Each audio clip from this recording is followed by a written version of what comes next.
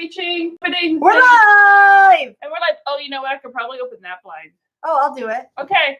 Do it on the side. It's just a little twisty one. Got it. It's really dark in here. I'm trying to lighten up a little bit for you guys. It's so gray and sad. It's so dry out.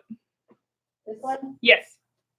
Oh, yeah. No, that's helping loads. It doesn't help that everything, I'm like dark skin. That's dark. fine. Maybe I'm an underdark character. Maybe you are. I like that. I just, one of my favorite weather words is dreck. Dreck. Is it like, a real one? Word? It is. No, it is. It's in Scotland. It's like one of their favorite words, but it's this perfect. I wish we were the same cold snap that most of We're people Florida are in. But Florida version of cold snap it's 52 out. Yeah. But it is that it's like it's still, that's a decent cold. Like it's not, I know it's not winter cold for you, it's fall. but it's not like it's beautiful. It's what I'm not saying when is I it's love 70 and people are like, I it's know. cool. Yeah. What I'm saying is I love it, and it's overcast out, and it's not raining, but you walk outside and you get that like little bit of mist that settles on you. Yes. And it's gloomy, and it makes me happy. And I wish I had a fireplace to settle up next to and knit for an entire day with hot spiked apple cider, which is what we're drinking today. It's pretty exciting. So yeah. It's nice that it's a Sunday. That was right Spoilers, we into record on Sundays. Where It is a nice feeling. Oh, look, there I am. were you looking for? I was like not speaking into the microphone. Oh yeah, you should talk into the microphone. Do you want a little stand for it? You can use this little Look at me. the little squarey things to make a little stand. I think no, we had just messed with the game. Guys, we were having audio difficulties. But we fixed it. We fixed it. So the last episode and 2 episodes ago. The last 2 episodes. And yeah. how slightly weird that sounded. It's not going to do that anymore. That was a technical error Yeah. that we did not know about. It was one of those where you couldn't know about it until you played it back to edit, and it's like, hey, that thing's unhappy. Because we were like, levels, good. Yeah. Mics, good. Everything are happy. It makes sense now why we couldn't adjust the volume on mine and why it was so damn low. Because it wasn't reading it. It was not reading my microphone. So before we get into the audio version of this recording, there's another square. Till we get into we have one pod card among a few that we have to send out done, and guys, it might be the most adorable one yet. It's gonna be good time. So here's what I've decided is, you know how everybody just gets like a ton of Christmas cards for Christmas? Just think of it as us saving them up to send them as Christmas cards to you. But I sent you the one pod card I finished. Yeah. It's fucking adorable. It's pretty damn cute. I'm pretty proud of it. You guys are gonna love it. Okay, and then I promise not to keep hitting the mic. I've been loving Disney Plus. Mandalorian is awesome. Oh, surprises. I watched Mandalorian yesterday. Yeah. Is it good? It was really cute. It's a Western. Yeah. It's a samurai movie. Yeah. It is the things that I love about It's Star Wars. fantastic. Yeah. It's so good. Because it doesn't feel so grand, which there's nothing wrong with grand. I just like you those just like your stories. smaller stories, whereas I like a giant epic universe-ness. Yeah. I like Avenger Endgame level shit. But we can share more on the pod. Are we gonna record the pod? Yeah, I guess I should. What number of pod are we on? Pod. Hang on. I could tell you in a minute. 197. 197. We are so close. I know. Okay. Okay, ready? And we're rolling. Welcome to episode 197 of There's No Place Like Terra, a Stargate First Watch Rewatch podcast. I am Nixie. And I am Grace. And today we are going over SG Atlantis. Yes. Season 2. I'm trying hard not to burp into the microphone. Episode 2. Intruder, aka I didn't think of an aka because I'm terrible. My aka is I'm afraid I can't do that, John. Oh, that is a good one. Yeah. It's basically just Hell 9000, but it's Wraith. That's pretty appropriate. Wraith 9000. Wraith 9000. I like that. We're gonna keep that. I love you, Wraith 9000. Oh, that still doesn't work. But I just saw Endgame and it breaks my heart. Speaking of Disney Plus, all the time Disney Plus. I was just watching an entire morning of Nat Geo documentaries about NASA. Just DuckTales. Just DuckTales all the time. Oh, and The Sword in the Stone. It was funny. We were. You know, I was thinking about watching that the other night. The Sword in the Stone. Yeah. I just like it. It's yeah. just cute. Yeah. We were looking at stuff last night, and I'm going through Jesse's searching, and I'm like, I feel like we're missing things because he's scrolling through all of these pages of things. He goes, "Oh no, these are just the things I've put in my watch list." Yeah, I know. And I'm like, okay. At some point, there's too many things in the watch list. Can I tell you what I saw as I was scrolling this morning? That I did not realize that movie would at all be on Disney Plus. Which one? 10 Things I Hate About You. That went into my watch list as well. Yeah. Yep. Done and done. Also, Jeff Goldblum just being Jeff Goldblum all over the place. That makes sense. The time your dog eats something off the floor and you don't really know what it was. It's funny because I looked over and then I looked at you and you were noticing the same thing. So we're like, okay. Well, she's not Nathan Drake, so whatever it is, it's probably food. Probably a bug. Yeah, it's probably edible. Ish. Unlike my boy is like, are you now eating the table? Well, I mean, your dog is essentially a toddler. He's if it can go in his mouth, it will go in his mouth. Yeah, I eat this now. Speaking of, I don't know, your house, your dogs. Yeah, we were there last night. We D&D'd. Playing D&D. And guess who was our lovely DM? Feel like I'm getting better at this shit. You're pretty fucking good at this. You threw me for a loop there for a bit. You're natural. When you stripped down naked. Yeah. And tried to hold conversations. Let's be clear. Grace did not. Grace did not. Naked. Rosie did. Rosie did. Well, so here's what I was counting on, and I think we made it work. Yeah. Rosie is incredibly charismatic. Yes. And they were in a bathhouse. It's not like she like stripped down at like a random. They were in a super ritzy, slightly mob-controlled bathhouse. So what she did is she's like, well, I work here and I'm new. And then talked to the guy and was like, hey, I'm brand new. I clearly work here and I'm brand new. Yeah. Because look at how cute I am and I'm naked. And thankfully the character would be as I don't know exactly what to say next as I was. So it slightly worked out. Yeah. But we made it through. And then I think my favorite part of the whole thing is that Jesse's little Underdark gnome was like, here, bite on this. And she's standing there naked and then gives her mage armor. So somehow naked, she's more protective than when she's clothed. Can I actually tell you my other favorite part? And it did still involve Jesse. So Nick, as his druid, turned into a dire wolf in the dungeon. And so because there was like a foot of disgusting sewer water, our gnome just rode the dire wolf and just like would go, I dig my heels in and go forward, steed. I'm gonna up your gain a little because now that we're working, that's the wrong one. That's the wrong one. Just kidding. We're gonna keep rolling even though that's happening.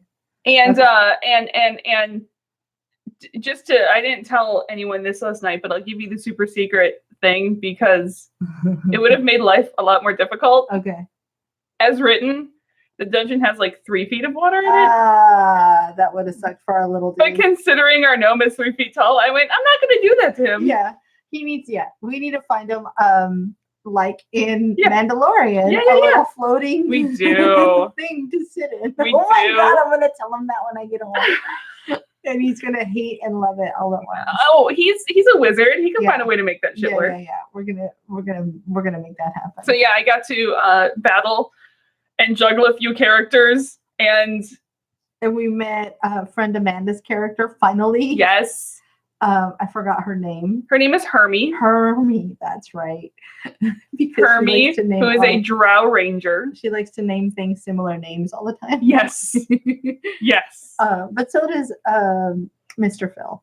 So they are made for each other. It's like they're married. Yeah, weird how that happens. But it was my first time doing a battle where I had like different stats to follow for things. It was good.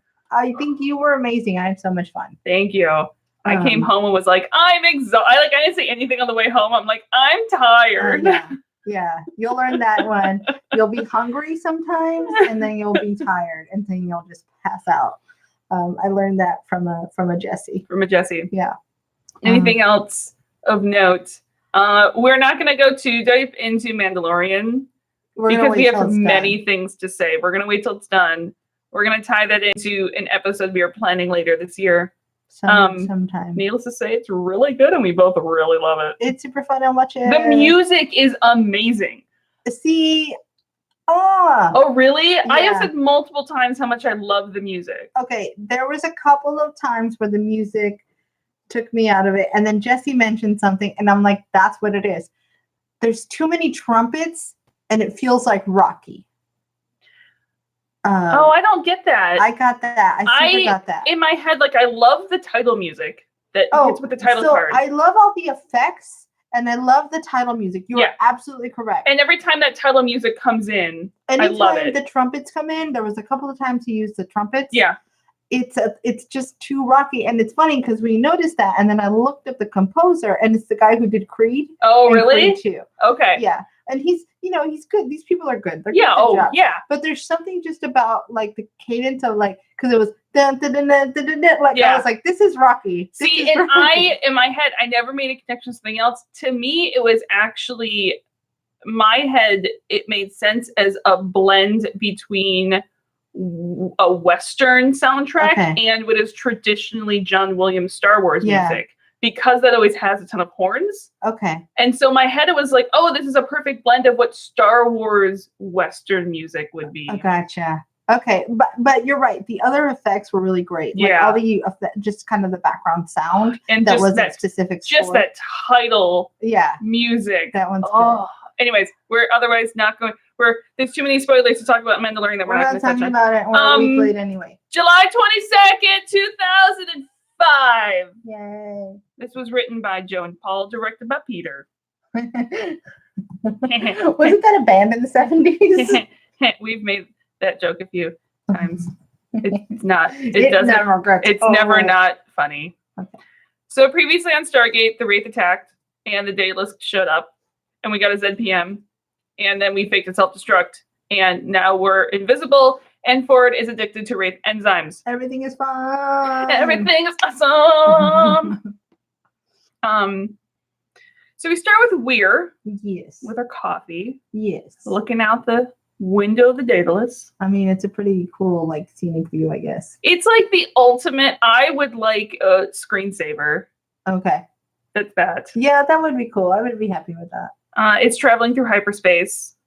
She couldn't sleep. She's up. John's also up. Joins her, pours himself a cup of coffee. Awesome. And I love this quiet conversation between them because we don't get it very often. We don't. And it's too soon to ship. You're shipping them so hard. It's too soon to ship. You were shipping them beforehand. I was, but I still feel like I'm trying to restrain myself. But you wonder, like, all of a sudden, why is she a lot more relaxed? Your head, these conversations. There's a part of your head that's treating him like Barbie's going, kiss, kiss. Especially after the conversation we see in one of the we will get to. Maybe she's just kind of looking for a rebound. I mean, I would be for it. I'll be honest. I've never shipped them. I don't know why. I can't help it. They're just both pretty. They're pretty. They're just so pretty, and they're both so smart that I'm like, you should just be a thing. Yeah. I don't know they'd work. Yeah, I've never shipped them. I don't think they're like meant for a long-term thing. Yeah. But I mean, they can't be like convenience. You're in space. Yeah. Some comfort and some familiar. That's what I'm saying. Like they can just be like opportunistic. Yeah. Opportunistic cuddles. Yeah. Exactly. Yeah, I like it. And we'll just go with cuddles. We're not going to get. Listen, like there is when it is a cold night Atlantis, and you just want to watch some random movie that someone has smuggled aboard Atlantis. Yeah. And you want to cuddle up on a couch with someone, and just like you do that thing where you're on opposite ends of the couch, but your feet are half intertwined. Yeah. We call that the like I don't want to move. It's like, well, I don't want to move either. Yeah. Fine. But I like you. It's like, well, I like you too, but I'm not moving. Yeah. that works.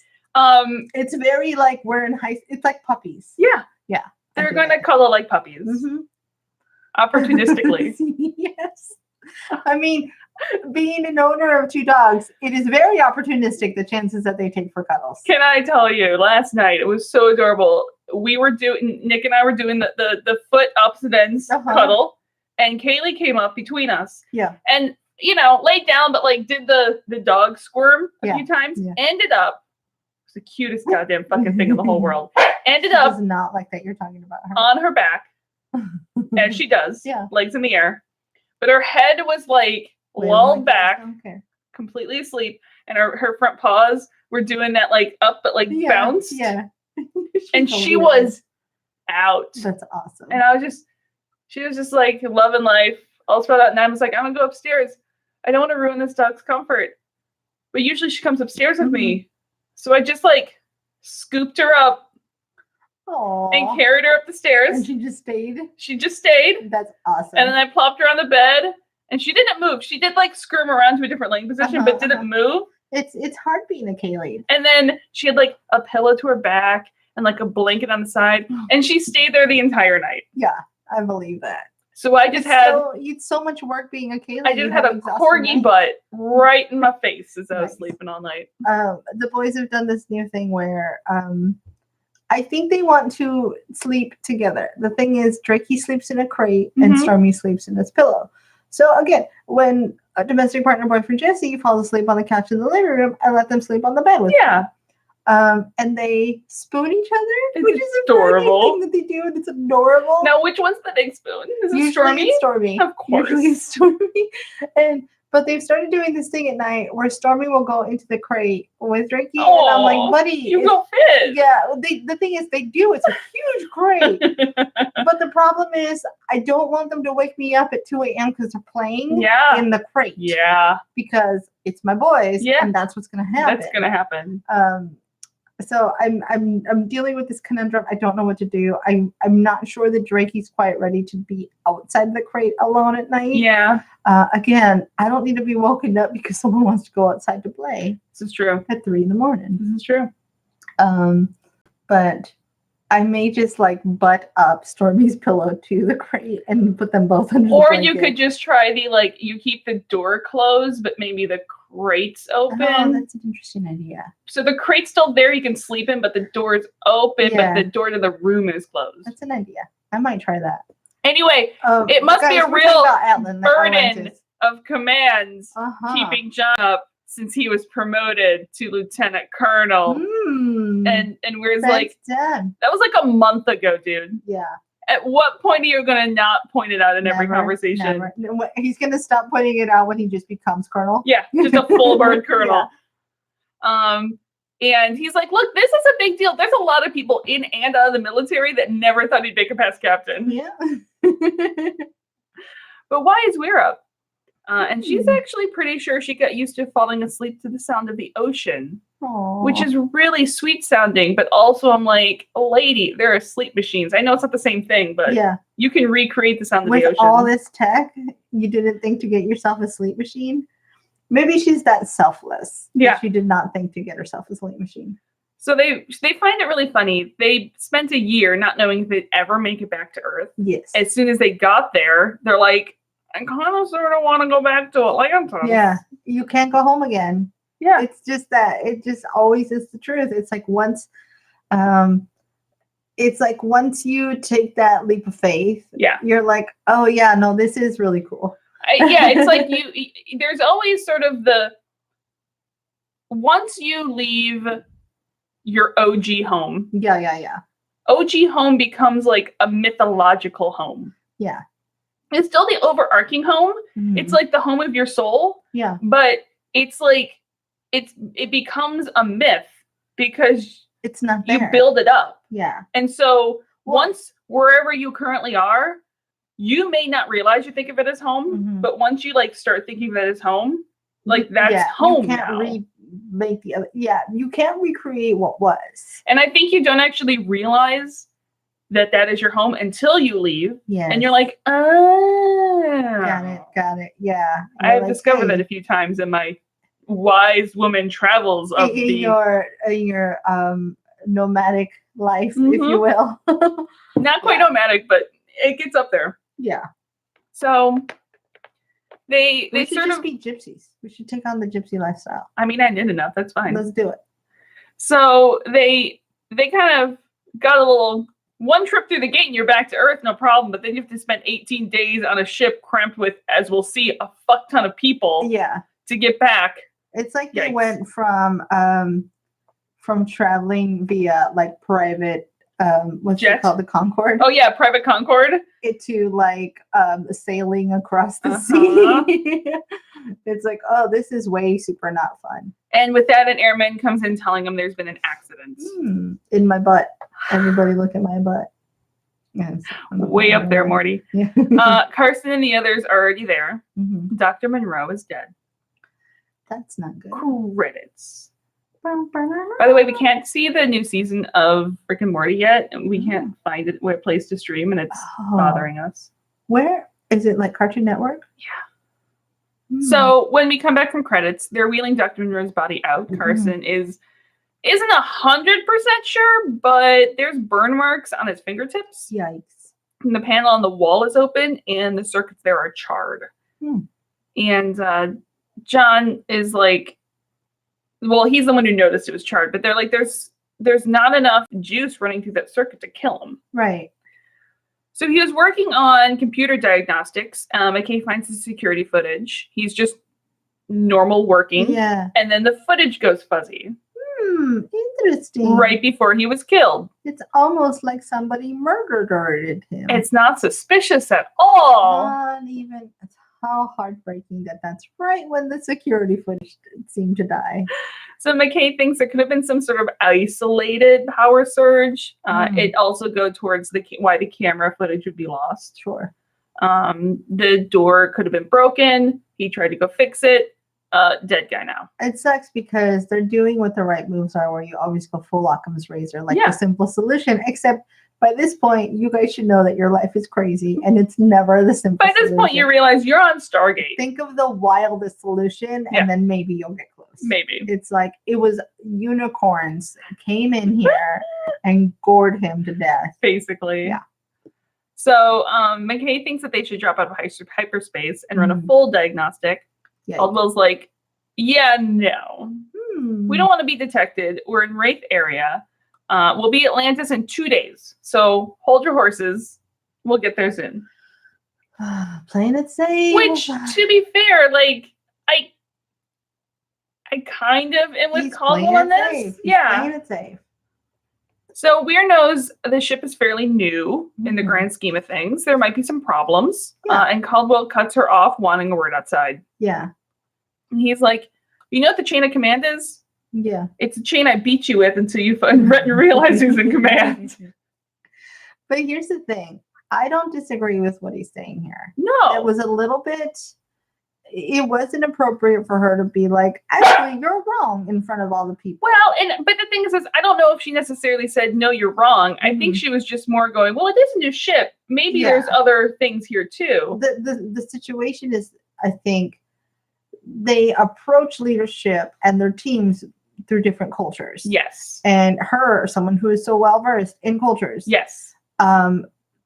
Probably could have deciphered that, hey, with my team, this is how I approach things. We just spit out answers, regardless of whether who might be wrong or right. Yeah. There's no power at play. Yeah. However, the power bases are on the military ship. Yeah. Distinguished. I think to me, it's one of those where I don't think Weir necessarily went far enough to warrant this conversation, but I also think she did step over a line. So I think it was a combination of one. I think Caldwell spoke up a little too soon, but I think we're also maybe... Yeah.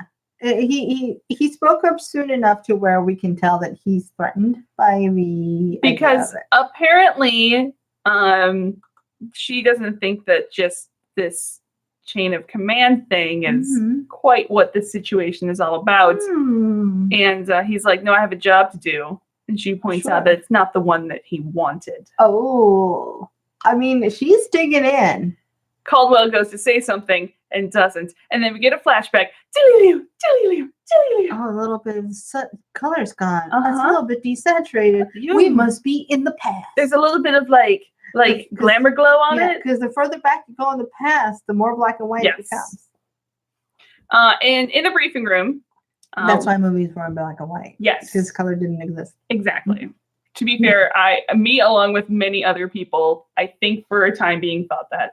It's fair. When we were very young, to be fair, I'm not that okay. So we're in the briefing room. Landry's at the head. Mm-hmm. So this is the point Landry's in command. There's Weir on one side, Landry at the head of the table, and like 3 or 4 military guys on the other side. Yay. This is fun. Just to like emphasize the point we're getting military, to. Military. So the International Committee has approved the increase in people, along with military and resources to Atlantis. Mm-hmm. And guys, there's a sweater. Classic Air Force look. Yeah. I love it. It looks like it's almost a lace weight, but very fine knit. I'm thinking it's like a 3-3 or 4-4 rib. You're saying a lot of words that I'm just going to go, yep. Yeah. I'm just yupping at It's definitely machine and not hand knit. It's okay. Sure. It makes sense. Yeah. It's got a lovely bouquet of I'm hoping it's a solid merino wool. Yeah. It's mariners, wools. Mm-hmm. So Weir brought all of her senior staff back to Earth. I'm just making up words. Fine. Well, if there's a lace weight, then there must be a chiffon weight. There is not a chiffon weight. It exists in my head. It's canon in my brain. There is a smaller than lace is cobweb. Cobweb, a spider lace. Yep. Got it. Yep. Okay. So Weir brought all of our senior staff back to Earth because it's only fair they could be part of the selection process of the new personnel under them. Okay. And they notice it hasn't going to notice how much Weir has singled out John with a lot of credit. How much she loves him. But also is not hesitant to point out when John disagrees, and in one case, directly disobeyed her. How much she loves him. And she's like, yeah, he did disobey me, but he also saved all the lives that day. But also she loves him. And they continue that courage and ingenuity is not what's at question here. Mm-hmm. It's the ability to follow the chain of command. Right. And his independent streak poses a problem for that. No.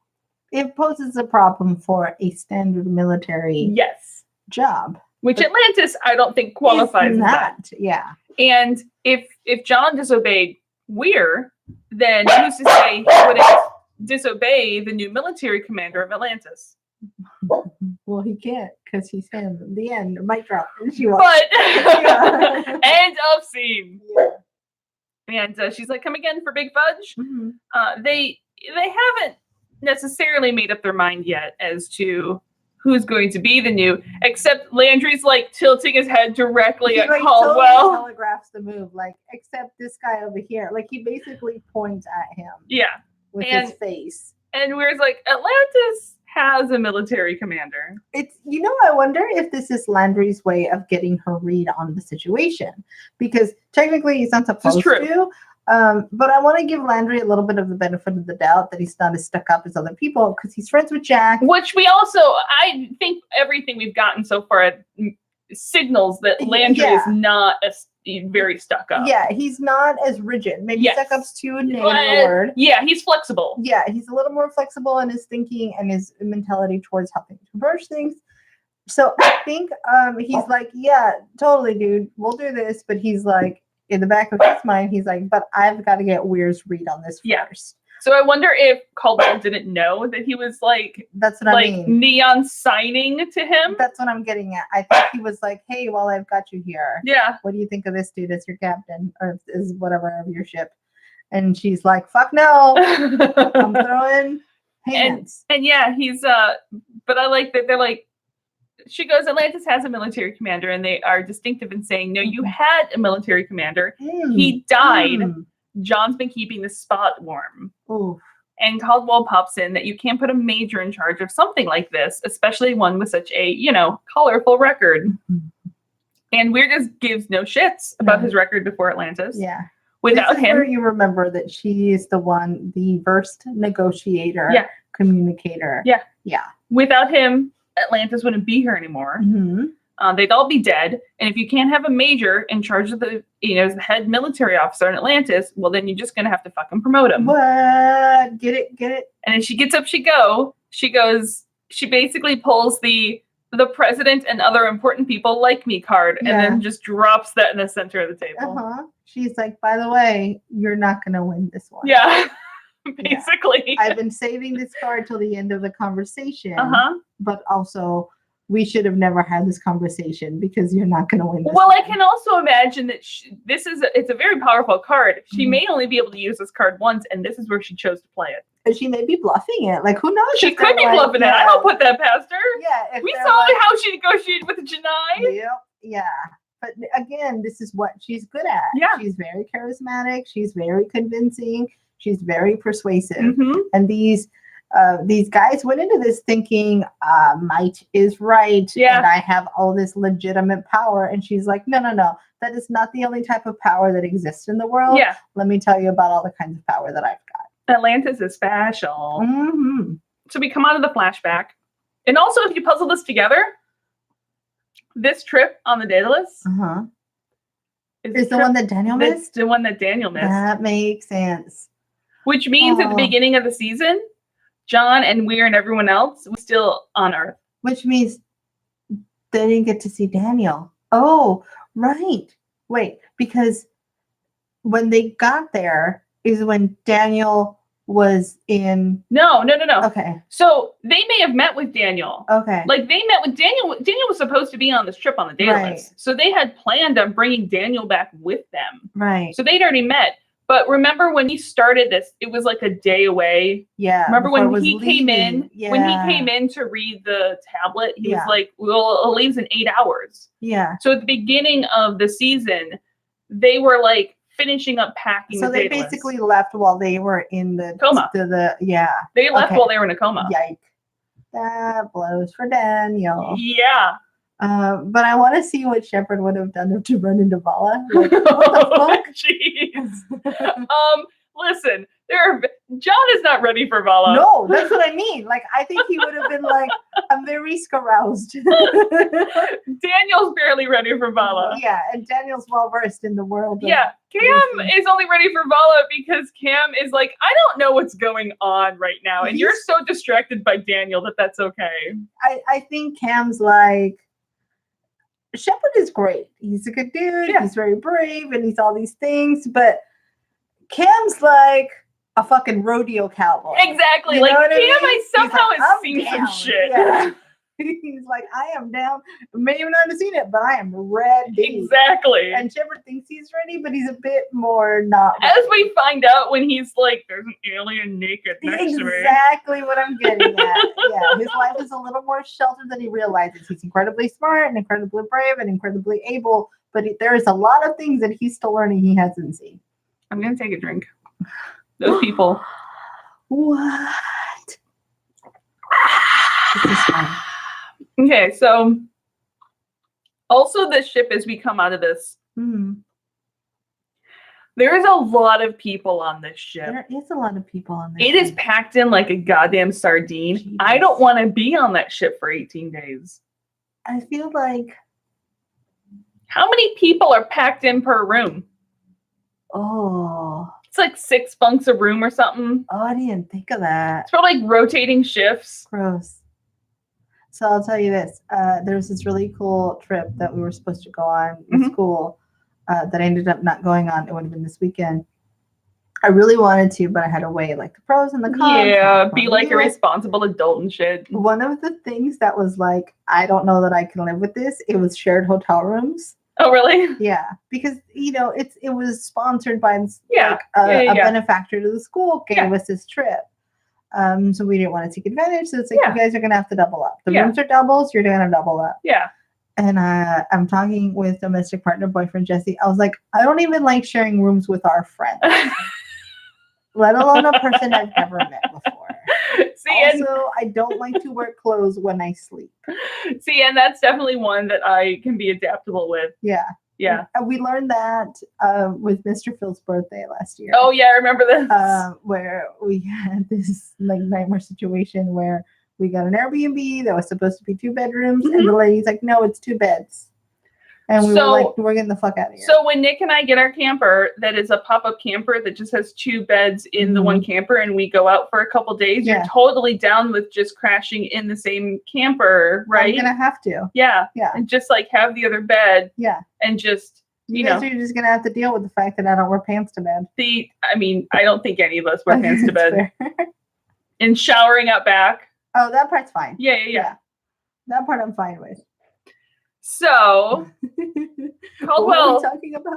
Caldwell's being super captainy. Mhm. Captainy. Yeah. Captainity. Captain. And McKay comes up and Captainacious. he knows that dropping out of hyperspace is super less than ideal and shit, but he's thinking there's a chance that Monroe's death was not an accident. Yeah, this is it's getting a little fucky in here. He investigated, there was power surge at the door, but it was 30 seconds after the camera went out. That's not a coincidence. Nope. And he's doing the things. McKay accidentally calls him Major Shepard, and Caldwell pointedly reminds him that it's Lieutenant Colonel. That's fun. Yeah. Yeah. Super fun. Caldwell super enjoys that. You can tell how much he enjoys it by how much he has to grit it out of his teeth. It's fun too, because if anyone he could have chosen to commiserate with instead of being like, you have to call him this, McKay might have been the right one. Well, it's actually, I more like would just let it pass. Right. That's true. And just like I feel like had he gone to McKay and like rolled his eyes and was like, no, remember, it's Lieutenant Colonel. That would have been the one person you can do that with. Because when McKay would have been like, all right, the guy's full of himself is now tighter. I'm totally on board. Hot kettle black. Yeah, let's both roll our eyes at him. But again, like McKay would have been the one, because Carson would have been so genuine. Yeah. We're obviously, we know where she stands. Yeah. So there is, Dr. Monroe is in the process of enabling a protocol that's used to isolate and shut down corrupt programs. And McKay doesn't know what the program was, but he was killed right before he could finish doing it. So there's a problem with the ship, and Monroe was killed to cover it up. Yikes. And McKay just knows that it's more than a random malfunction. It's very sinister. Like, because they think it's a person. Yeah. It's just like how quickly Caldwell's like, it's someone here. Yeah. Like someone here is a piece of shit. Well, I didn't vet everyone. Well, it's also, I think part of it might be that, yes.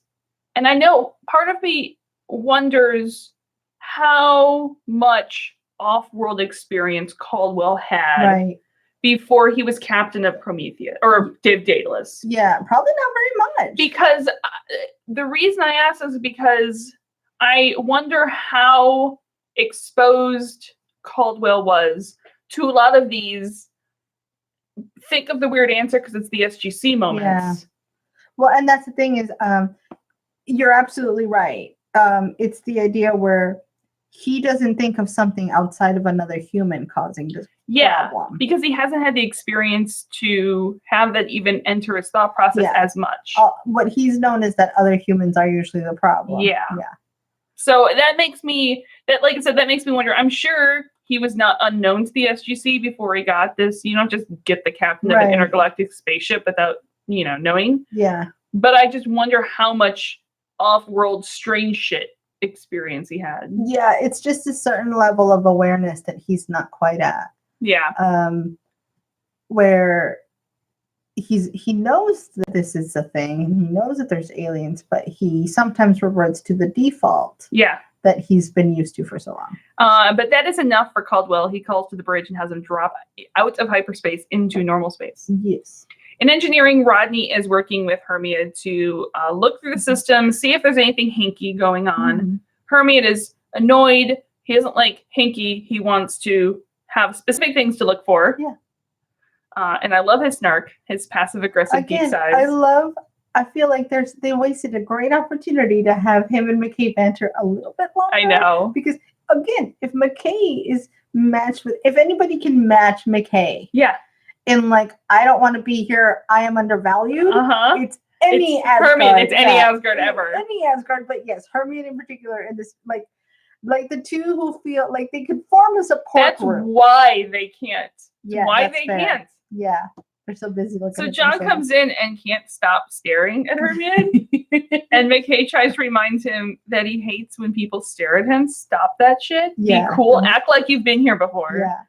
And I love how squeamish he is. John like stage whispers. A key for he my whispers. Yeah. He whispers how I whisper. Yeah. He's like does anyone find it weird that we're working with aliens? And I'm like, dude, how long have you been on Atlantis? He's like, I'm okay with the aliens as long as they look like us. I know, basically. I was like, you basically had sex with an alien. Yeah. Remember that part? Yeah. Did you remember that you did that thing with that?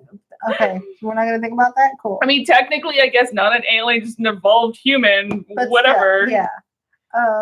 I'd love to think that John's just squeamish in life in general. Like, is he supposed to be naked? Of all the things he's seen, or he's the guy that's like uncomfortable in the gym. Yeah. Like, which is, and it's not like a diss. No. It's just like, of all the things he can do, like he can run around Atlantis and kill things and like risk his life and go full John McClane.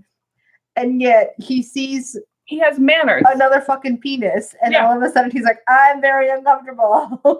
he has like proper manners. Like old school proper Southern manners. So, yeah. I love it. So McKay just eye rolls and leaves calling Lindstrom. You know who he is? He's the guy that you date and you never pee in front of. Because he's like, I'm really not into that. Okay, yeah, I see that. Because it's an always door closed. Yeah, never door open situation. And it's not that he thinks you're gross. It's just like, I don't need to be part of this. Yeah. I see that. Mm-hmm. So McKay leaves calling Lindstrom, which, because it's me, I'm just going to assume that someone on the writing staff is giant Red Wings fans. Yeah. I'll take it. Nicholas Lindstrom is the captain. That one a little bit, of the Red Wings, and he's the perfect human. Oh. And he was awesome, and he's still really cool. He's the second awesomest captain after the captain. I'm gonna stop now. I'm pretty about Red Wings. I like when you talk sports at me. Sports puck. Yeah, it's not quite sports ball. It's a sports puck. Sports puck. So sports disc. Hermione mutters under his breath. I believe he mutters backwards. Humans are infants. I mean, he's not wrong. Not wrong. So McKay and Lindstrom go investigate in different parts of this area of the ship, and Lindstrom has something. And then the lights go off. And then alarms go off. And then coolant leak go off. This part sucks. And McKay can get to the door to the hallway. Lindstrom can't because of the coolant leak. It already hit his hand. So he runs to the back through these other doorways. They both close the doors. They're coughing. They try to clear their lungs out. They can see each other over, well, McKay can see Lindstrom over a video feed. And they can talk. And you actually see that Lindstrom's hands are frostbitten. Yeah, it's not good. Bad frostbite. Yeah. And the audio goes out. It's like those fingers aren't coming back. On the video feed, and they can't hear each other. And an alarm goes off in Lindstrom's room. Lights are flashing. Lindstrom is in an airlock. And McKay screams into the camera, why are you opening the airlock? Override the system. Lindstrom's trying to hit the button. He's yelling back at McKay. Yeah. Neither one of them can hear each other. Yeah. Nothing is working. He's calling for help. It becomes very clear, though, that he's like, help me. In the video, we silently just see him screaming into the camera. And then the doors open, and he's gone. Let's talk about how long McKay's going to need to talk about this with the Atlantis therapist. Yeah. Because, holy shit. With Kate Heitmeyer. Yeah. I'm glad we don't see his body do the thing that happens in outer space. Yes. But also there's this weird sense of finality that could have given the situation for McKay. Because otherwise you're just like thinking about. No, the problem is McKay knows perfectly well what happened to him. I think we know. I think he knows. Yeah. It's very clear that we know, but something about like the kind of shock that happens in that moment, no matter how well your brain knows a thing. Yeah. I would imagine just like, and then he was gone. And then he was gone. Like it just stops there. Like the record scratches right there. Well, here's the thing is, because at this point they're dropped out of hyperspace, and even when they have sublight, they didn't leave the solar system that they were in. I can imagine before they got back to Atlantis, before they left that solar system, they went back and got the body. Oh, God. Yikes. Yeah. I mean, yeah. don't leave anyone behind. I hope so. Yeah. But yeah, shock. That's going to be a tough one to deal with later. Yeah. So Carson is checking McKay out, and McKay has some oxygen for his, burnt coolant lungs. Mhm. And a few more seconds of those toxins, McKay wouldn't have been so fine. Cool. So Caldwell guesses it can rule out malfunctions again. Mm-hmm. And yeah, Lindstrom found something and was telling McKay when all that shit started. And they're trying to narrow down who could have done something. Many people knew that they were running diagnostics. Yeah. But no one knew that they were in that room at that specific time. Right. John's like, well, couldn't they have just tapped into the monitors and security cameras? And just seen who it is. And an awesome note, they have a team full of brilliant people on the ship. Basically anyone. Yeah, I do love this part where Caldwell's like, who could have done this? It's like literally anyone. Yeah. Anyone can hack the feed. Yeah. It's like the 2-year-old can do that. Yeah. And so they already checked for a stowaway. There was no one. Hibernating wraith, ? But it's been 2 months since they last encountered a wraith. There's no way it can stay hidden for that long. So Caldwell orders all civilians confined to quarters. Oh. Present company excluded, of course. Interesting. Which puts Weir and McKay off kilter a bit. Yeah. And pointing out that some of these people that you want to confine to your quarter is going to be very useful in the investigation to find out what the fuck just happened. Who can do the thing that you need done. But Caldwell can't trust him because he had no say in their selection. Yeah. Someone else was in charge of that. Undermine Weir. Yeah. He's gonna take it. Yeah. Yikes. Come on, man. Let up. You just gotta let up at some point. Yes. Yeah. But he's so focused on like the anger. Here's the thing is I can see on his side the idea of I had a hand in selecting all these people, so I can vouch for them. Mm-hmm. This is my ship. Something's happening. These are people I didn't vouch that I didn't have a selection. Right. However, you also should have the forefront of like, fine, anyone who's not currently on duty is confined to quarters. Yeah. It's just a lot to process. More because that way they at least know where people are. Right. And therefore, if McKay or anyone needs anyone, they can go grab someone. That's true. They're being vouched for. Or even if the conversation was one of like, everyone's confined to quarters. If there's someone specific you need, you let me know. Yeah. Or something like that. Yeah. So we get another flashback. This one sucks. To the SGC briefing room. Oh, it doesn't suck. Oh, no, just not yet. that one. Not that one. Yeah. It's Carson looking through some files, overwhelmed because to him, everyone he's seeing is more qualified than he is. How adorable is that? Just process. Like, dude, no. I think I spotted in one of these photos, I thought I spotted a Deloise. I don't know. We paused on a girl for a long time, so I feel like she's someone, but I don't know. That's not Peter DeLuise. It's definitely not Peter DeLuise, but I wonder if she's someone. That's all. We stop on a blonde. And he's like, how can I choose? They're all overachievers. They're all more qualified than me. And Weir does remind him that Carson is his chief surgeon. Yeah. No one is more qualified than he is. There's nothing. And he thanks her with an adorable dimpled smile. It's just the sweetest thing because I don't think it comes from a place of not liking himself. No. It comes from a place of like, he really thinks people are great. Yes. He genuinely finds all people great. He's like, I'm awesome. I know that, but these people are way cool. So awesomer. Yeah. Like he's just an appreciative person. I once met a guy, he's married to a friend of mine from high school, who is an amazingly talented designer. Yeah. Amazingly talented. He worked on like interface for Tesla. So just to give you like just to give you a little piece of what he's good at. And he would genuinely listen to me talk about my crappy work. And I'm like, why are you listening to me? He goes, I just think it's really cool. Yeah. And I think that's who Carson is. Yeah. Yeah. He's just like, everyone's great. So Carson's a shortlist, quote unquote shortlist, hoping Weir could make the final suggestions. And there's also something I love, and I think it is, you frequently find this. This is my own hypothesis. So, but I think you frequently see this in people who are doctors, who work in trauma fields, who are first responders and stuff.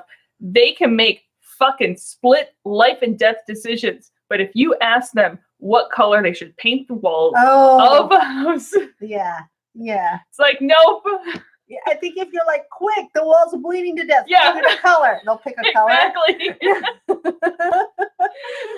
You like Carson would make a split decision if someone's life's dependent on it. But if you want him to make a decision on this, it's on like, who to bring to Atlantis. What kind of ice cream do you want? I don't know. Just pick one for me. Yeah. I'll eat anything. It's fine. And we were asked if she saw if Carson saw a file for Dr. Simon Wallace. He's like, yeah, also more qualified than me. But all candidates were required to sign a blind commitment to a year, and he didn't sign. And she's like, well, he has security clearance. And Carson's like, maybe that's why he didn't sign. Because he knows the things. And at Simon's house, the plot thickens. She mad. Yeah. She mad that he didn't tell her, but he's like, look, I haven't said yes, but I haven't said no yet. And that's enough. Yeah. That's enough. He's like, you've been gone for a year, and you can't just come back and in 2 weeks' notice have me drop everything. He has patience, he has research. And she's like, yeah, your work's super important. But this is the same situation that everyone else in the list is going through too, with 2 weeks in order to put their lives in order to go off on this adventure. And Simon just needs more time.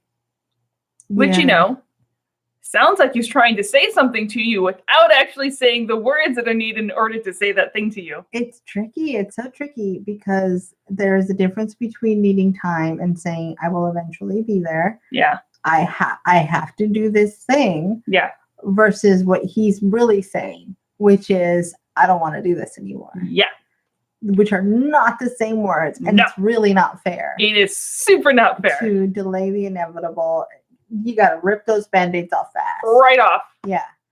Because then what happens is when someone really just does need time, I think of like when Lorelai and Luke, when Luke needed time. And then she's so used to people telling her that and then really just running away. That she just assumed he didn't want anything to do with her anymore. Exactly. But he was like, I genuinely just needed some time. And then you fucking got all over my face. Specific words are being said. Yeah.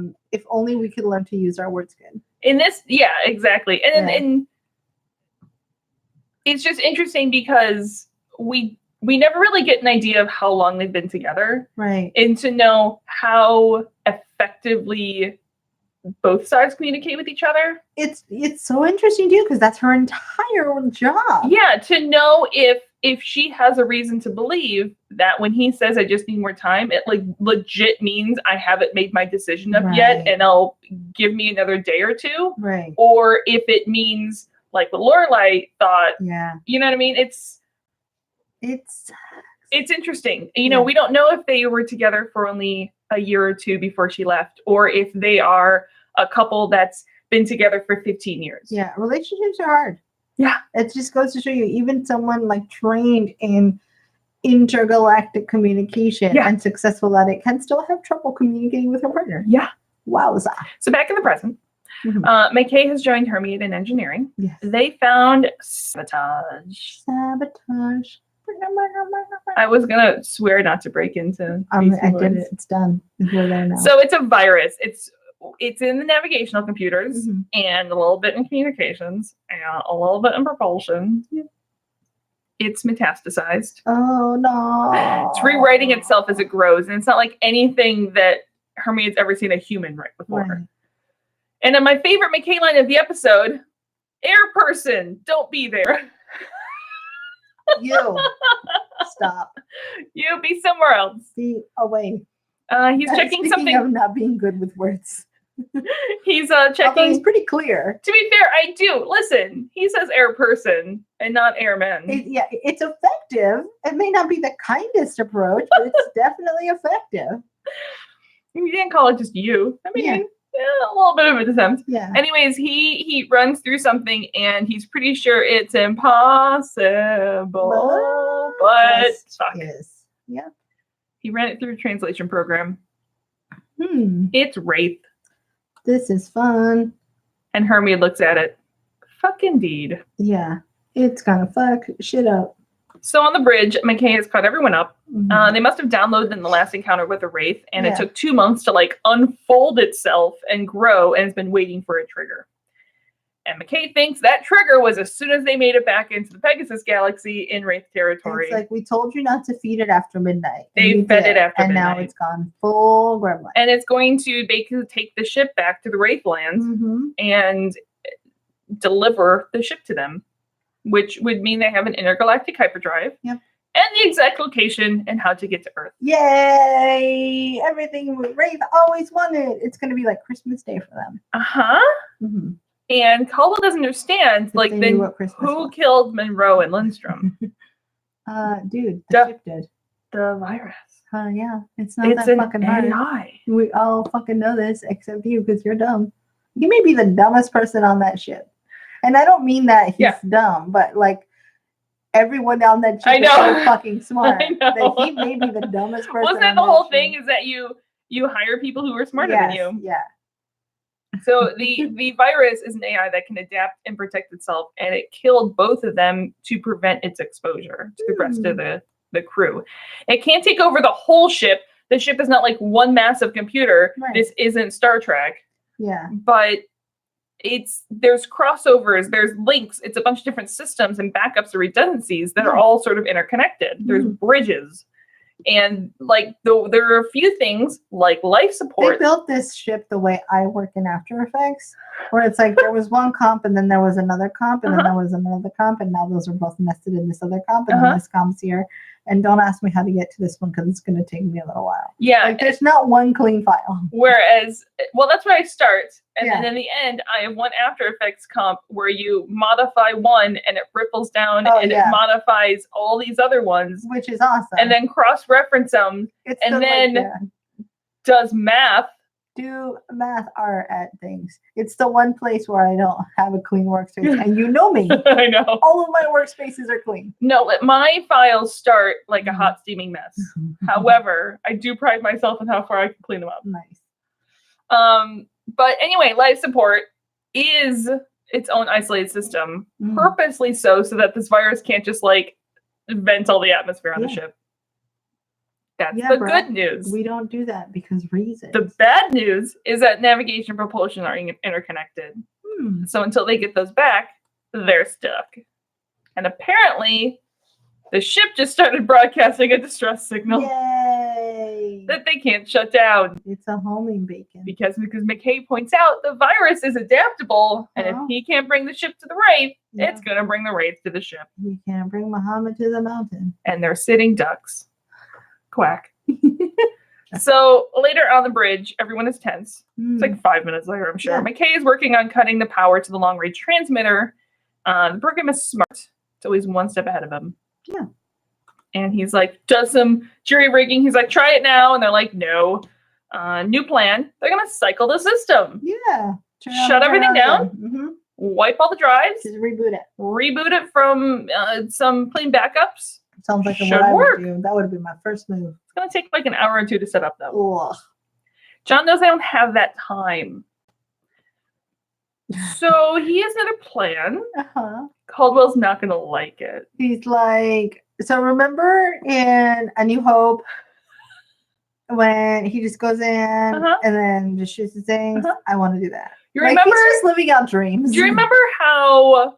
Listen, bear with me here. You know how the Millennium Falcon had like a round radar dish? You know how when they brought the Millennium Falcon back, it had that really sleek, like square rectangle one? Would you like a square rectangle radar dish? Yeah. Why don't we update our radar dish? Before we update it, we're going to have to take it out. So there's a demo that has to happen first. He's just living out his dreams. So that plan really is just like, you know, he was in there by himself, and I was like, Red Fighter 1, go. Yeah.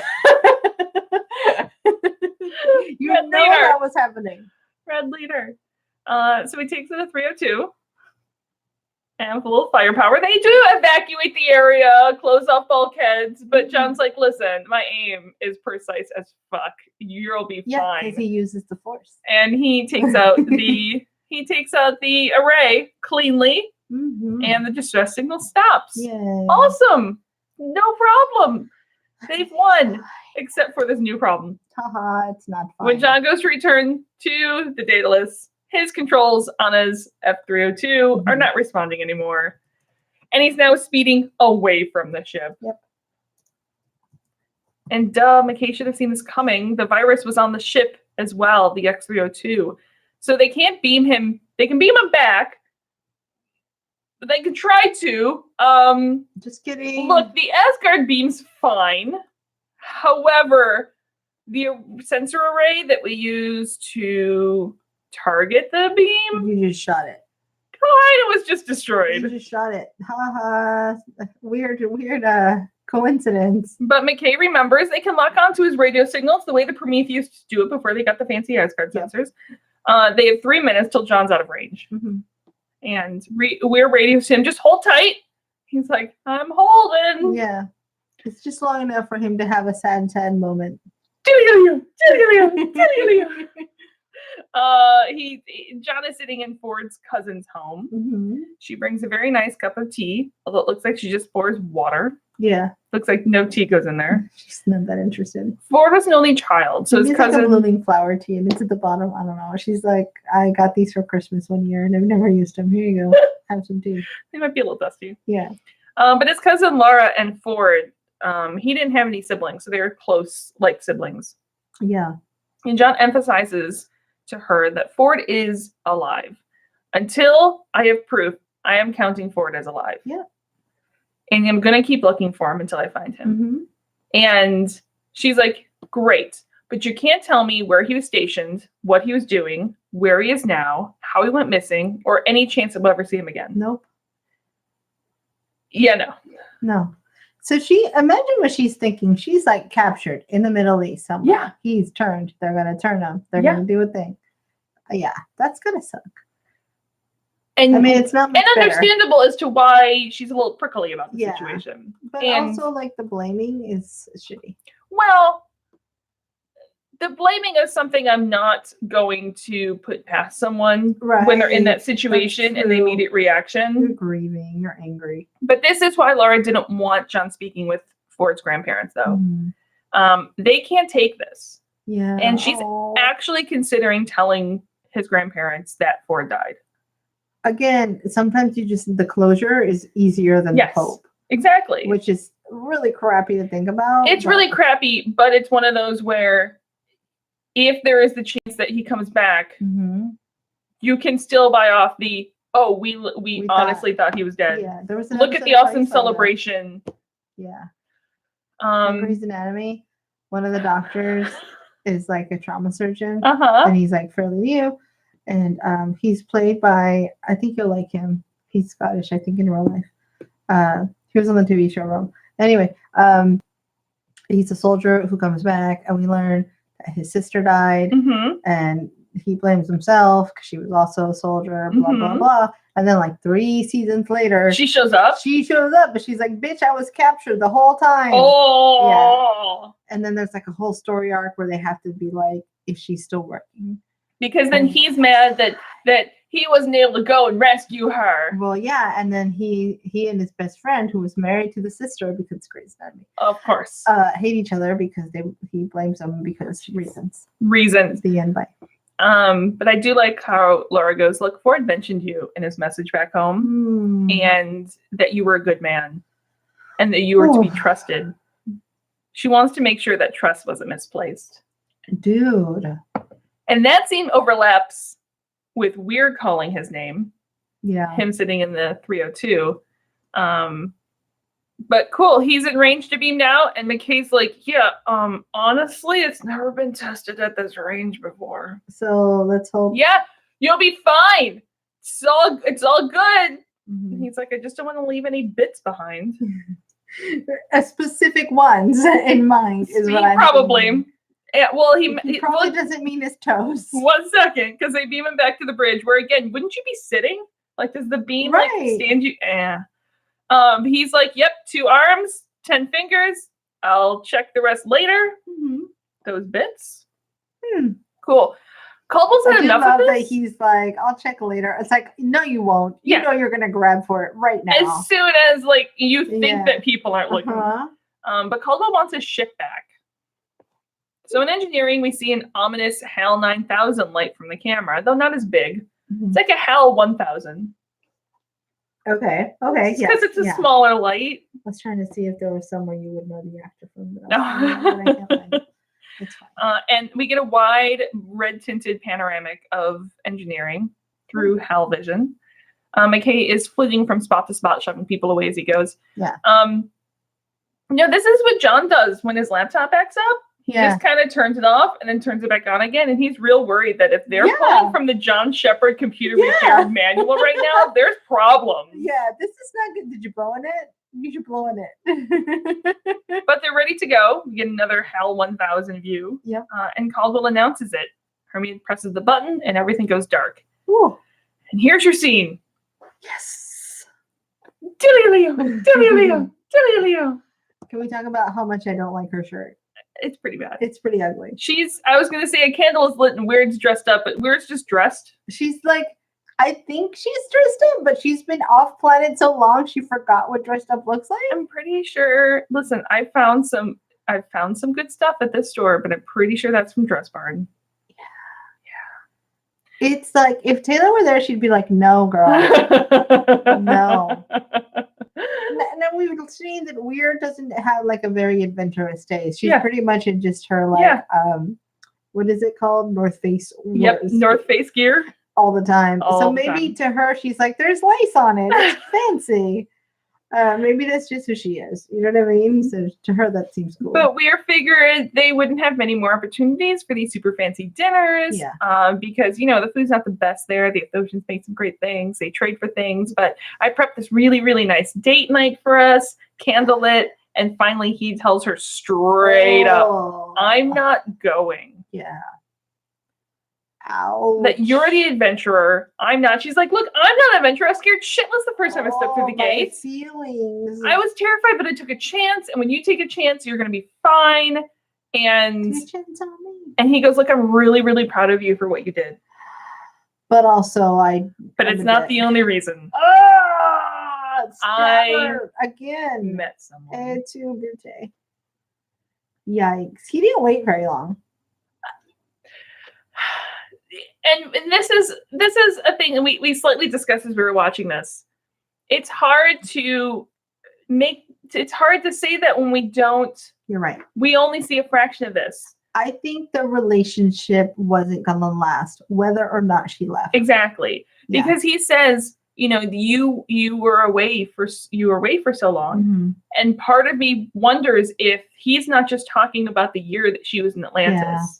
If she wasn't home, we knew she was going all around for to negotiate and be her diplomat. Job took her away a lot. Yeah. And maybe she wasn't very connected to the relationship. And maybe some people are really suited and do as well as you can and successful marriages when you have those type of distances. Here's what I think is you have to both be on board. That's what I mean. And you have to go into the relationship saying, this is what my life is. Yeah, not everyone can have a partner who is physically distant for that long. Yeah. Especially when, we don't know the level of commitment they've made to each other. Right. Like, I fully acknowledge you don't have to be actually married in order to have that lifelong commitment. Yeah. But again, you have to go into it saying, this is the type of life that I plan to lead. And if the other person doesn't want that kind of life, no matter how much you care for each other, it's probably not going to work. We need to remember that she left a video for him. Yeah. She didn't even say goodbye. She left a video for him saying that she was going to go for a year. Yeah. She didn't ask him, is it okay if I go for a year? That's true. Or what are your feelings about me leaving for a year? Especially if if the relationship was already tense. Yeah. And she left the video. At that point, he's probably met someone who in the back of his mind, he's like, hey, this person's cool, but I have a girl. Yeah, exactly. And then she leaves and it's like, well, fuck. Yeah. Yeah.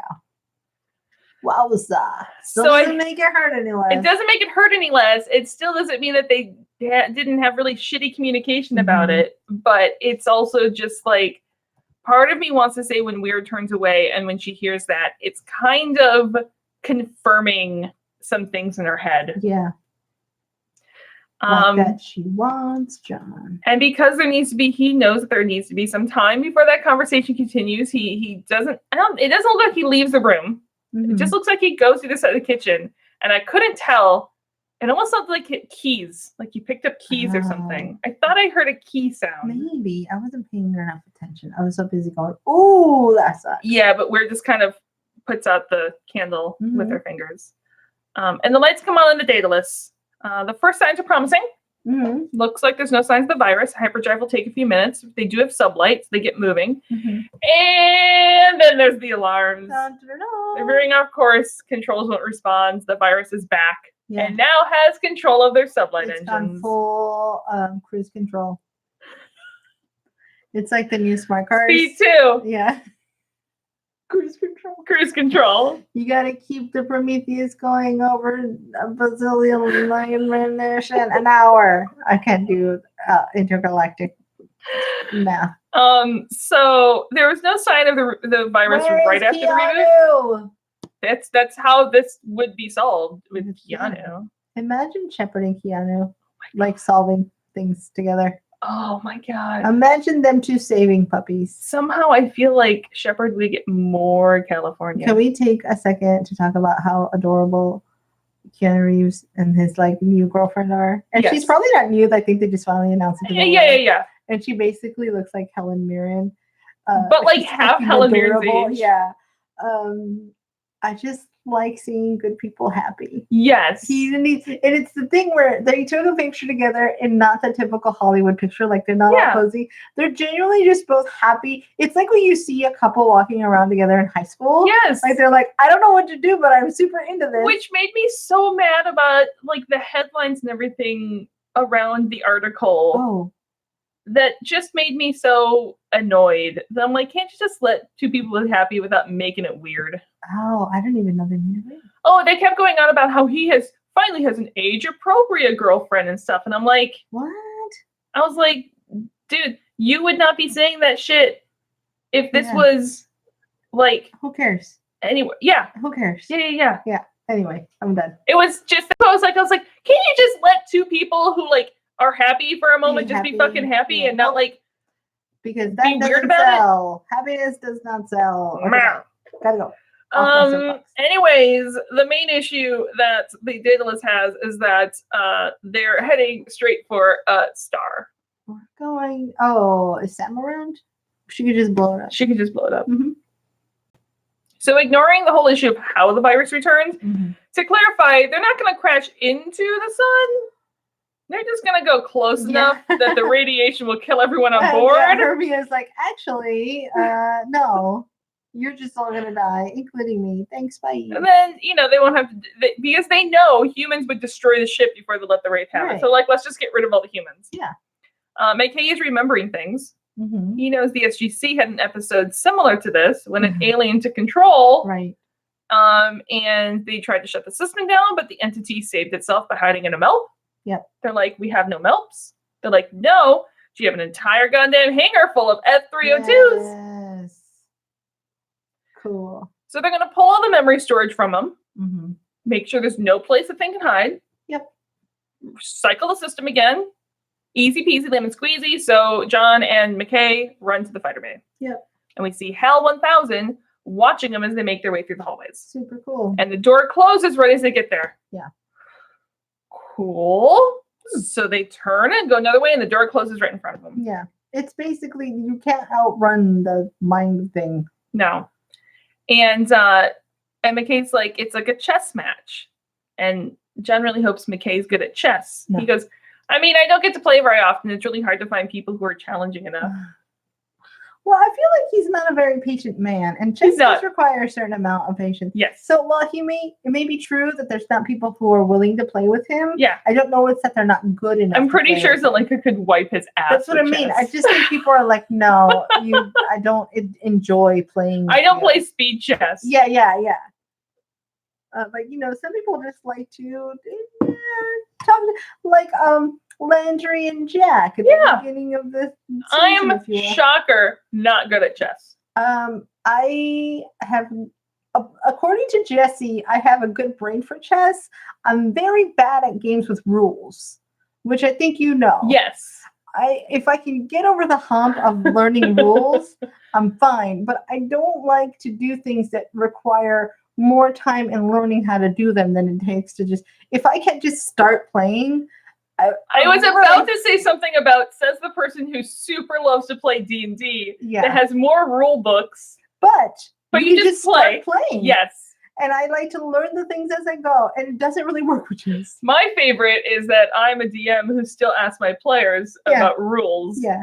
And they're cool enough that they're like, that's the rule. Yeah. Or what was it yesterday where it's like, wait, no, the grapple check.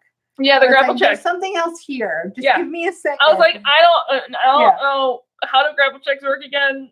Yeah. And thankfully they're cool and we'll be like, this is how it normally does. But it's your table. I'm like, no, that's fine. We'll do that. The end. So John calls to the bridge and Caldwell confirms there's no way to get to the fighter bay. So the options left are beaming. Which the beam is not meant to go like that small a distance.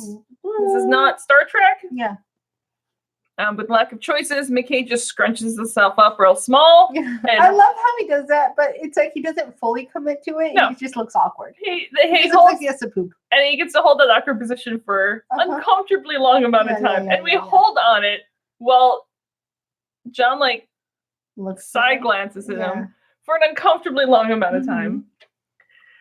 But it works. Yeah. And right as they get in there, the alarms start going off and the hangar doors start to open. It's a time trial. And they just stand there watching at each other. It's like when you're playing Crash Bandicoot, but you have to get the star relic, the time relic. And so you have to hit the little button, the stopwatch at the beginning. You have to finish the level in a certain amount of time or else you die. Okay, that's all. I'm sorry, my Crash Bandicoot. You knew that. Don't gasp like you didn't know that. But they really should be dead by now, as we see the fully open bay doors. Open the pod bay doors, Hal. But thankfully, Hermione is smart and raised the shield to keep the atmosphere in. But it's only a matter of time before the virus gets control of that. So work quickly. That's when the time trial started. So they go. They run between ships. They pull out memory chips. Each one as they go. Blah, blah, blah. And when the virus is about to control the shield, Hermione has already lost the beam. Oof. And as the fighter bay decompresses, they all call to John and McKay. And we get a good tension beat before we see that they have both found themselves in the same 302 and took really shelter good there. At making people shit their pants a little bit. I know. He's like, oh yeah, I'm here. Sorry, I got distracted. And they're just going to have to sit here because they have no beam. And they did get all the memory pulled, though. So the next shutdown should work. Yeah. And they're getting real close to that sun. Yeah. So let's just get this rolling quickly. And they're able to because they have all the same protocols in place since they just did this. McKay's hyperventilating just a little bit. Yeah. A little claustrophobic. Poor guy. And how much air do these things have? John's like, no, it's tons. You're fine. Just stop talking. He's like, that's good because if this is where we're going to be, we're going to need a plan. We're going to be here quite a while. It could be bad. And John's like, you know what? I'm rethinking things right now. We have limited air. You should not talk. Never talk again and take shallow breaths and why don't you just go to sleep? One more shot. Everything goes dark. Hermione turns things on again. We do get a HAL 1000 shot briefly in here. Oh. And they have nav controls for a second, but they lose them again. And everyone curses mentally out loud. Yeah. Hermione under his breath in his native tongue. It's like a cockroach. You can't fucking kill it. Yep. But McKay is like, this should have worked. There's no place it's like the fire ants that hang out by my house. Yeah. Fuckers. John realizes there's one place, not on the ship, that the virus could take shelter in. And we see outside John's original 302. hanging out. Dun, dun. Like a little pod hanging out next to the Mandalorian. No, I know I got super confused for a second and I thought it was Ford. Oh. And I was like, no, that's not how this works, idiot. That's not. Yeah. There's other cues before that happens. Yeah.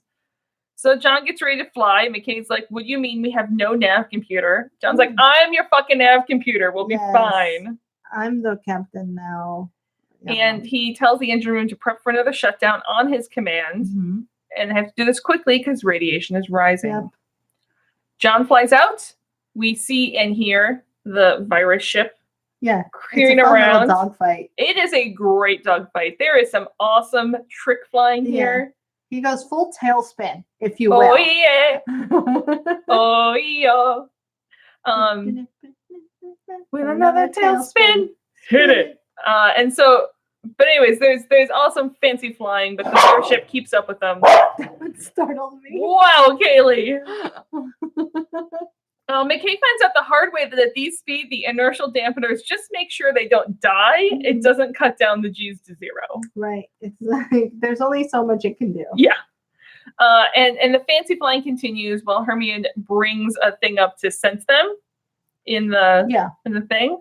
And John pulls the best move. The best move. Gonna hit the brakes. He'll fly right by. Yeah. Top Gun forever. And McKay just tries not to vomit. Yeah.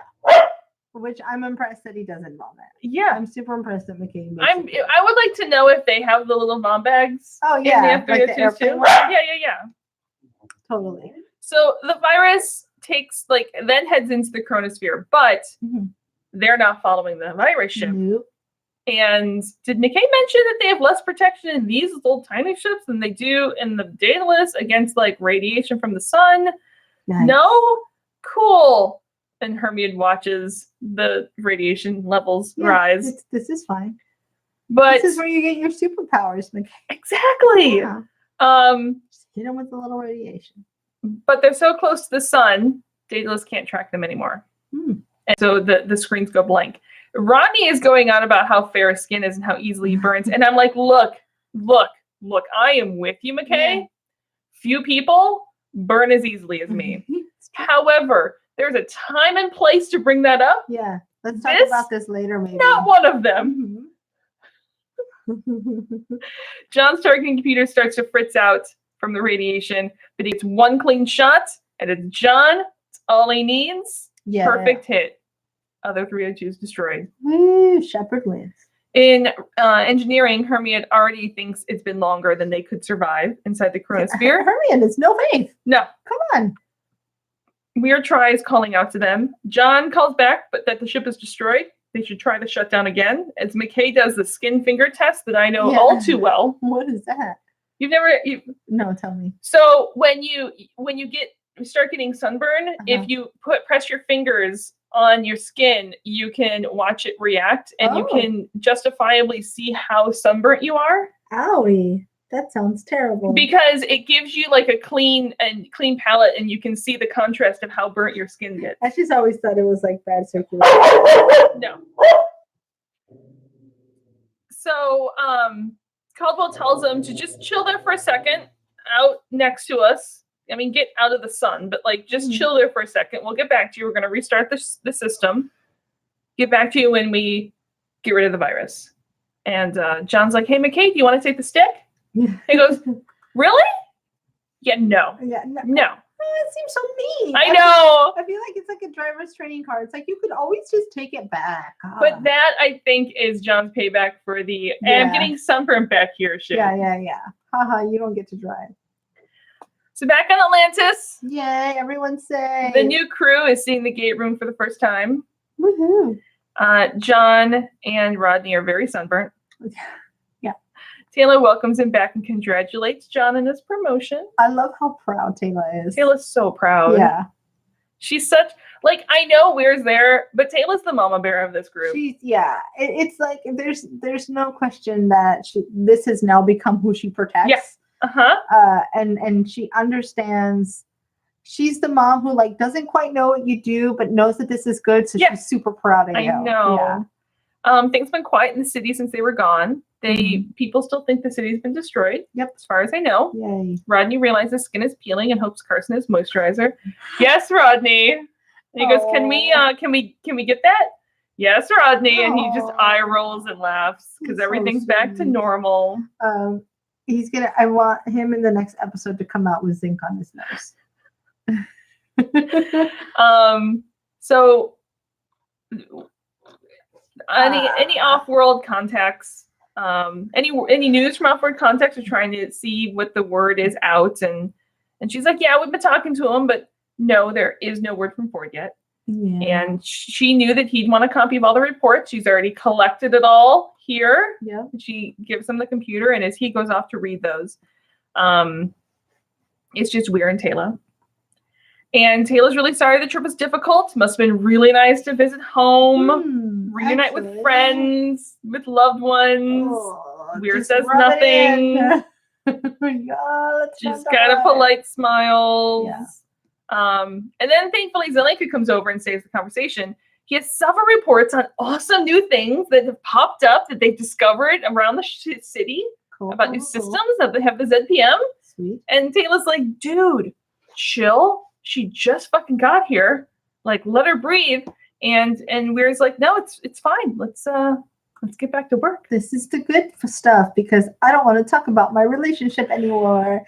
Yay! Yay! Because I like distractions.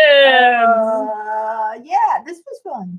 This is a fun episode. Yeah, it's just fun.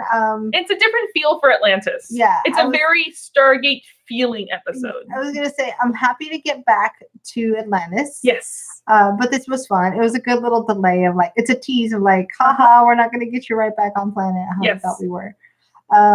It's nice to cut those loose ends with the dude that is clearly not Weir's dude. Simon. It's to be fair, also not Sam's dude. Right. He's just not meant to be part of the SGC ladies. Exactly.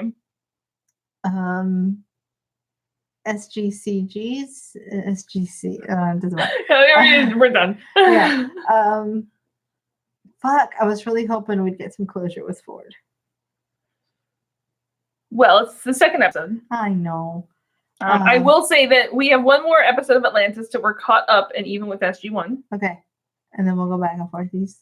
It's the one many people have been waiting for. Okay. It's called Runner. It's kind of the one where we figure out what happened to Ford. Yes. And then everyone dies. It's actually the last episode of the series. Oh, yeah. That sounds right. It's just the last episode. Guys, thanks for listening. The rant lasted for 1 and 3 episodes. Yep, that's exactly where they would cancel the season and be like, we cannot stand one more. Nope. Of this amazing show. Thank you for listening to us be weird. Yes. We'll see you guys next week with Runner. It's about a marathon. Yep. On a planet called Marathon. Uh-huh. It's very Greek inspired. It's very, That's what's going to happen. Yeah. Until next week, find us on Twitter, Terra Podcast. Find us on Facebook at There's No Place Like Terra. Email us at theresnoplaceliketerra@gmail.com. Rake us, like us, rate. Yep, rake us. Rake our leaves, please. Nobody where you find podcasts. Marathon We're times. We're gonna go running. We're gonna go now. Okay, bye. Bye.